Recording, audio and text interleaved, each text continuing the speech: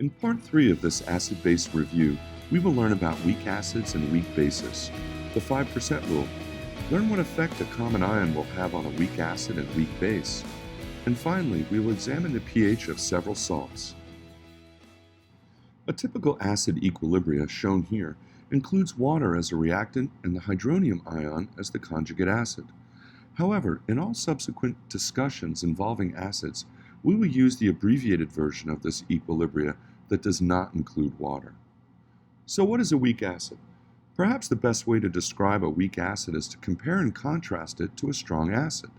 Here we see that a strong acid is essentially 100% dissociated due to the stability of the conjugate base, which can be thought of in a myriad of ways, but often simply termed a weak conjugate base. It may help to see this visually as a bar graph to represent the equilibrium concentrations for a strong acid. Conversely, a weak acid has a less stable conjugate base, and therefore will take steps towards stability, which usually means going back to reactant and establishing an equilibrium.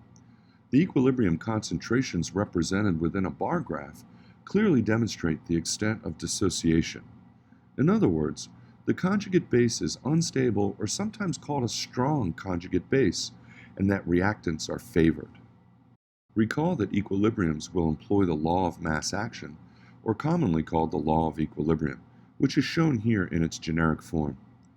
To describe the extent of dissociation for an acid equilibrium, we will use the moniker Ka, the acid dissociation constant, and if Ka is small, it is a weak acid.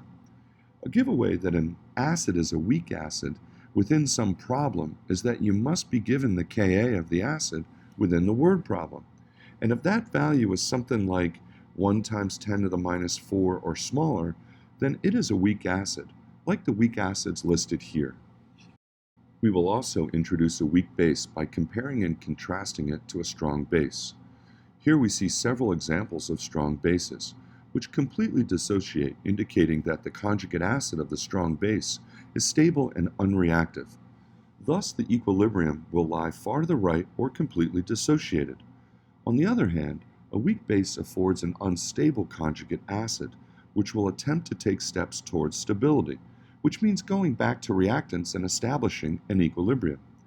Here we see a generic amine with the sp3 hybridized nitrogen and one lone pair reacting with water in equilibrium with hydroxide and the protonated amine, often called the conjugate acid. Looking closer at an example like the weak base ammonia, with the aid of two-dimensional Lewis diagrams, we see the lone pair from ammonia take a proton from water, which will increase the concentration of hydroxide ions, making the solution basic.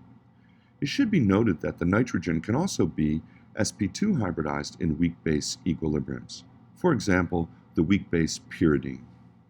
Thus, an equilibrium is established, which will employ the law of mass action.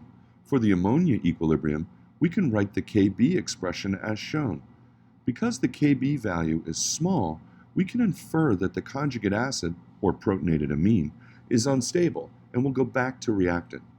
Notice water is not included within the Kb expression because no pure liquids or solids are included in the law of mass action. One should be able to calculate the pH of a weak acid or a weak base given the Ka or Kb and the molarity of the solution. So let's look at a 1.18 molar solution of hydrofluoric acid.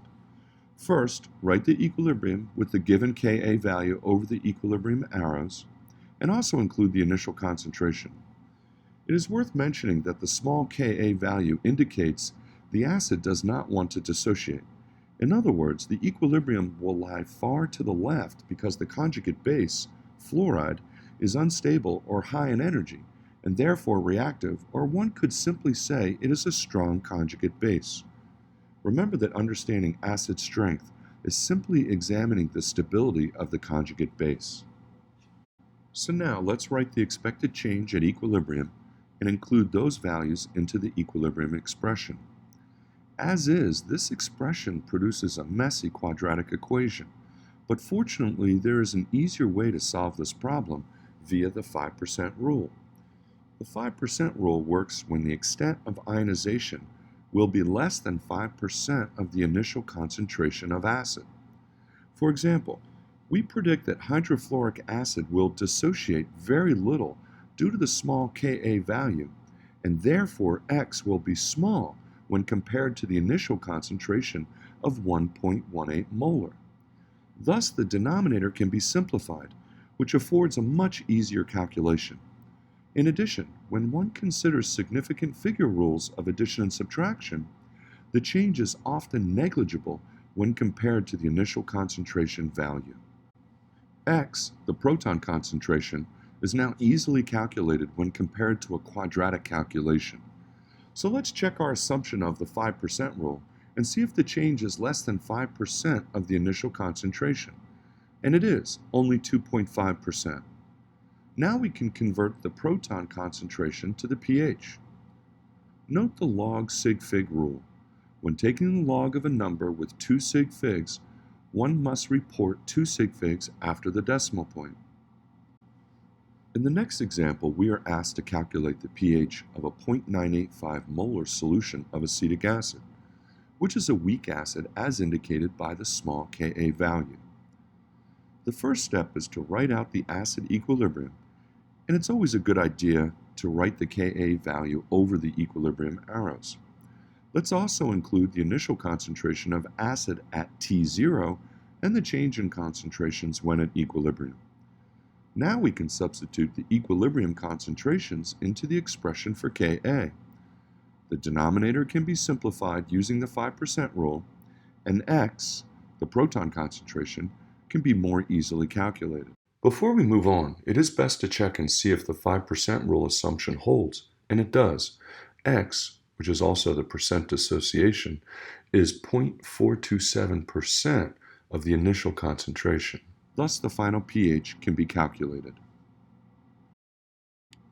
In this example, we will examine the effect dilution has on percent dissociation of weak acids. To accomplish this, we need to calculate the pH and percent dissociations for both solutions, a 0.985 and 0.0985 molar solution of acetic acid. In the previous exercise, we have already calculated the pH and percent dissociation of a 0.985 molar acetic acid solution, which is shown here again, which affords the final pH of 2.376. The same problem-solving strategy and steps are employed for the 0.0985 molar solution. The initial and expected change concentrations are placed into the Ka expression. The denominator is simplified using the 5% rule, and X, the proton concentration, can be more easily calculated. Before we move on, it is best to check and see if the 5% rule assumption holds, and it does. X, the change, is only 1.35% of the initial concentration. Thus, the final pH can be calculated. Comparing percent dissociation, it is clear that the more dilute the solution, the greater the percent dissociation. In addition, we expect the dilute solution to have less protons in solution, and this is reflected in the higher calculated pH value. In the next example, we will explore what effect a common ion has on the percent dissociation and subsequent pH. First, we write both equilibria with initial concentrations of ions. The first calculation has already been performed, so let's recall that calculation. Now let's perform the second calculation in the presence of a common ion, 0.652 molar acetate, which is the conjugate base. The expected change is written.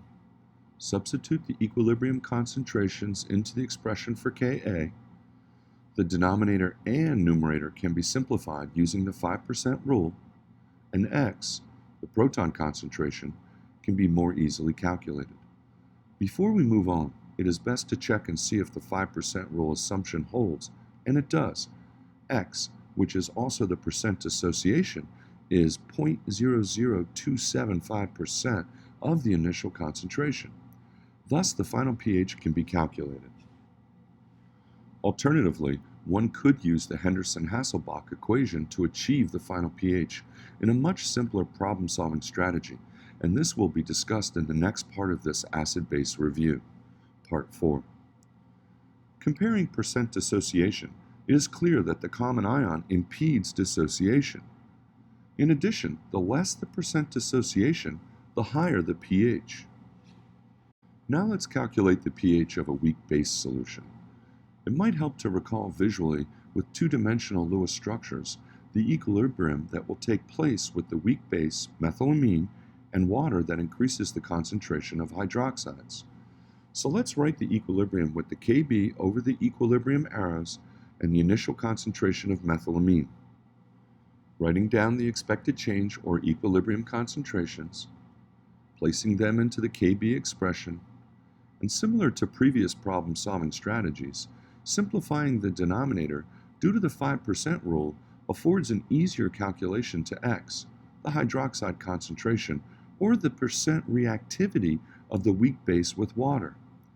At this point, it is always a good idea to check if the 5% rule holds for your mathematical assumption. And it does. At this point, we can rearrange our Kw expression to calculate the proton concentration, followed by the pH calculation, or we could calculate the pOH and subtract that value from 14 to afford our final pH. Either way, the same value is obtained. In addition, one should be able to calculate the pH of a salt or ionic compound.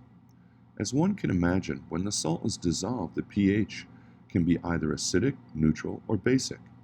So let's start with the salt sodium chloride. Upon dissolution, the aqueous sodium cation and the aqueous chloride anion will form. An easy way to think about these ions is to remember that sodium ion is the conjugate acid of the strong base sodium hydroxide. Thus, by definition, is stable, unreactive, and a weak conjugate acid, and can be considered a spectator ion. The chloride anion is the conjugate base of the strong acid hydrochloric acid. Thus will be unreactive or a weak conjugate base, and can be considered a spectator ion. Thus, with two spectator ions present, the pH will not change. When we examine the salt ammonium chloride, we already know that the chloride anion is a spectator ion, but the ammonium cation is the conjugate acid of the weak base ammonia as shown in this equilibrium. Due to the small Kb of ammonia, we understand that the conjugate acid is unstable and wants to take steps towards stability by going back to reactants, in other words, establishing an equilibrium. Thus, if ammonium chloride is dissolved in water, the ammonium cation will donate protons to the solution, increasing the proton concentration and lowering the pH. The solution will become acidic. We will quantitatively explore how the pH is affected in upcoming sample exercises. When we examine the salt sodium fluoride, we already know that the sodium cation is a spectator ion, but the fluoride anion is the conjugate base of the weak acid hydrofluoric acid. Due to the small Ka of hydrofluoric acid, we understand that the conjugate base is unstable and wants to take steps towards stability by going back to reactants, in other words, establishing an equilibrium. Thus, if sodium fluoride is dissolved in water, the fluoride anion will react with water, producing an increase in hydroxide concentration and increasing the pH. The solution will become basic. Now that we can predict a change in pH, let's calculate the final pH. Here, a 1.87 molar solution of sodium fluoride will dissolve to give a spectator cation and a reactive anion, which is the conjugate base of hydrofluoric acid. When the fluoride anion reacts with water to take steps towards stability, it will act like a base, so we need to calculate its Kb value. We have already demonstrated in previous reviews that Kw equals the proton concentration times the hydroxide ion concentration. Now we're going to prove that Kw also equals Ka times Kb. Let's recall the equilibrium expressions for Ka and Kb as they pertain to this problem. Then substitute those equilibrium expressions for Ka and Kb After simplification, Kw equals proton multiplied by hydroxide concentration. Thus, Ka times Kb is also equal to Kw. If Ka or Kb is known, then the other can be deduced. For example, the given Ka for hydrofluoric acid can be converted to the Kb as shown and then employed for the fluoride-water equilibrium with hydroxide and hydrofluoric acid. Writing the given concentration for fluoride, the expected change, entering those values within the Kb equilibrium expression, and simplifying the math via the 5% rule allows for the resultant hydroxide concentration, which should be checked to see if our approximation of less than 5% holds. The hydroxide concentration can now be converted to the proton concentration, followed by a pH calculation. Alternatively, one could convert the hydroxide concentration to the pOH and subtract that value from 14 to obtain the pH. Please take a moment and note all significant figures within this calculation. In summary, we first examined our salt and identified if one, both, or none are a spectator ion, and sodium is, so we ignored it. Then we wrote the equilibrium that could impact the pH, the fluoride and water, converted the Ka to a Kb, and then solved for the pH. In this example, a 2.18 molar solution of ammonium chloride will dissolve to give a spectator anion and a reactive cation, which is the conjugate acid of the weak base ammonia. When the ammonium cation takes steps towards stability, it will act like an acid, so we need to calculate its Ka value. Thus, the given Kb for ammonia can be converted to the Ka for ammonium, as shown, and then employed within the ammonium equilibrium. Writing the given concentration for ammonium, the expected change, entering those values within the Ka equilibrium expression, and simplifying the math via the 5% rule allows for the resultant proton concentration, which should be checked to see if our approximation of less than 5% holds. The proton concentration can now be converted to the pH.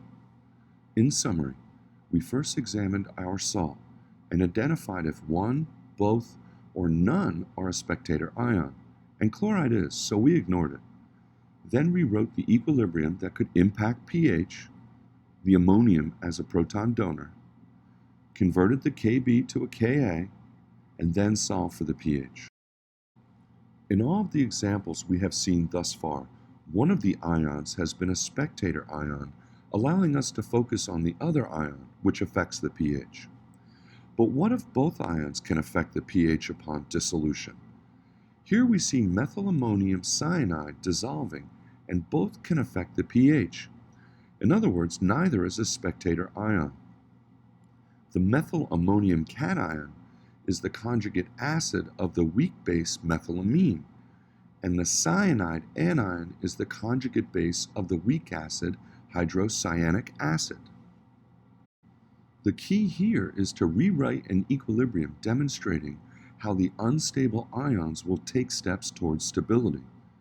The protonated methylamine giving a proton to solution, which will also require a Kb to Ka conversion as shown.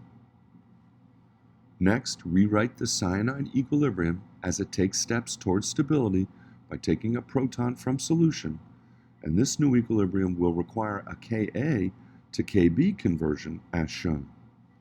So essentially, one is comparing the proton donation ability of methylammonium to cyanide's ability to increase the hydroxide concentration, which is accomplished by comparing the Ka of methylammonium to the Kb of cyanide. The Kb value of cyanide is 6 orders of magnitude greater than the Ka of methylammonium, thus the solution will be basic. Here again we see that both ions of ammonium fluoride can affect the pH upon dissolution. In other words, neither is going to be a spectator ion. The ammonium cation is the conjugate acid of the weak base ammonia, and the fluoride anion is the conjugate base of the weak acid hydrofluoric acid. The key here is to again rewrite an equilibrium demonstrating how the unstable ions will take steps towards stability. The ammonium cation giving a proton to solution, which will also require a Kb to Ka conversion as shown.